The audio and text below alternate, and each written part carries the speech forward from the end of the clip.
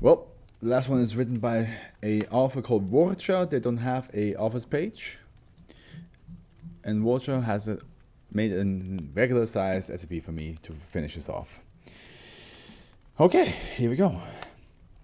Object class Euclid. Special containment procedures. A colony of SCP-2349 is kept in an artificial habitat inside 86. The room housing this habitat is placed within one Faraday cage. Entrance to the habitat requires written consent of one Level 3 researcher. No metal objects are to be introduced to the habitat outside of regular feeding, including watches or other accessories. The SCP-2349 colony needs to be fed 6 kilograms of that's a lot. 6 kilograms of iron and aluminium scrap and 0.5 kilograms of insects killed without the use of pesticides bi-monthly. Very specific. All instances of -1 are to be removed and destroyed regardless of stage if not allowed for testing purposes. Description: SCP-2349 are superficially similar to Camponetus alboanulatus. As such, all individual types of SCP-2349 specimen will be referred to by the caste system of ants. Ants. All specimen. This is a. You had an ant one that came out on my channel, like again a while back. The ones that like construct, like supersized versions of items, like the super giant PC. was it also ants? No, those were mice that like deconstructed things. Was it mice? I'm pretty sure it was mice. All specimens of SCP-2349 consume metal and have little need for natural nutrition. SCP-2349 specimens have mandibles heavy in an aluminium copper alloy. Their saliva is heavily corrosive, enabling them to effectively burrow through metal. Additionally, specimens born into the worker caste have a specialized organ at the base of the mandibles, which allows them to generate enough electricity in a bite to weld ferrous metals together. SCP-2349 nurse case has been observed making metallic eggs and filling it with a slurry of unknown composition. It is theorized that these eggs are an inefficient way of reproducing without a queen. The initial SCP-2349 colony was found in Singapore. Reports of electrical failures, metal disappearances, and unusual radio signals prompted Foundation investigation. Electromagnetic interference caused numerous equipment failures within 1 kilometer of the hive. Within this range, instances of -1 metal beacons created by SCP-2349 were discovered, with denser clusters being found nearer to the hive. These retrieved instances were measured within an average height of 189.5 centimeters and an effective broadcast range of redacted kilometers, the largest to date.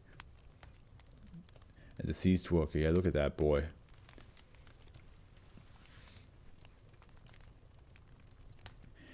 Once a colony of SCP-2349 is established, generally in an area rich in ores at a high elevation, construction of -1 begins almost immediately. Can I read what -1 was again? Metal beacons created by metal beacons. Begins almost immediately.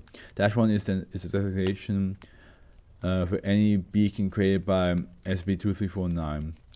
These beacons are made almost entirely out of the refined metal waste passed by SCP-2349 and exhibit very few patterns in their shape. Once a relay of SCP-2349-1 has been built, each instance will begin broadcasting an as of yet undecipherable signal. Each broadcast has been unique in all discovered SCP-2349 colonies.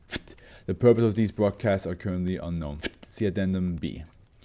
When the Site 86 colony was split and allowed to construct -1, the two groups seemed to communicate with each other.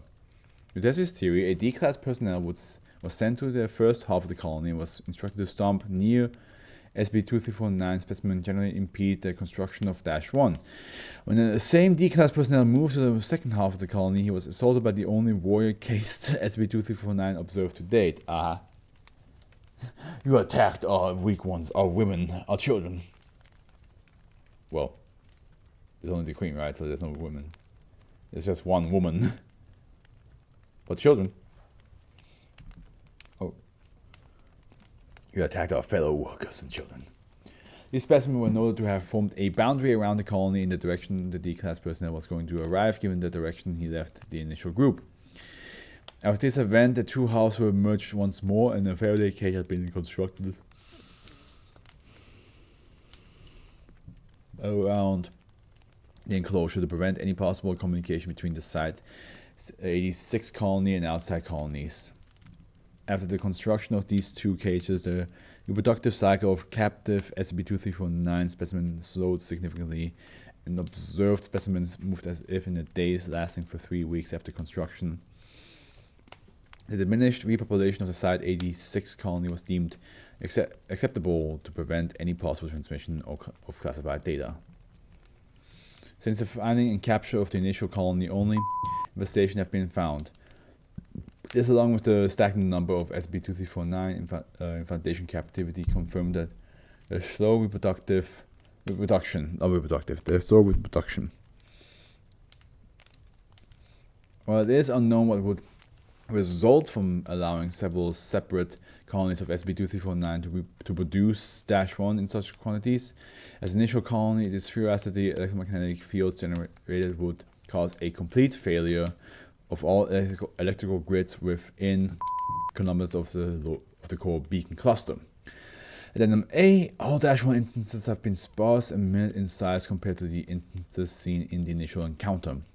It is theorized that the low altitude of Site 86 has more to do with this than the dye provided.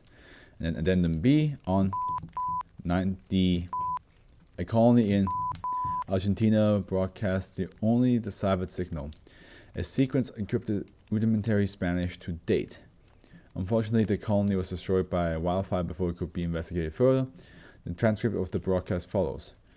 Begin broadcast. Colony transmitting. Position compromised. Hive destruction immediate. Green's whereabouts still unknown. Please come home. End transmission. Who you guys talking to? Who you guys talking to?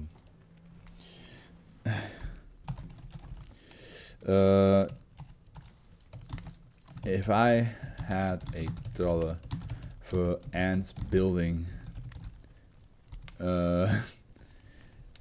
human machinery, I would have $2, which isn't much, but it's weird. It happened twice. But let them build. Let them build. It's the only task.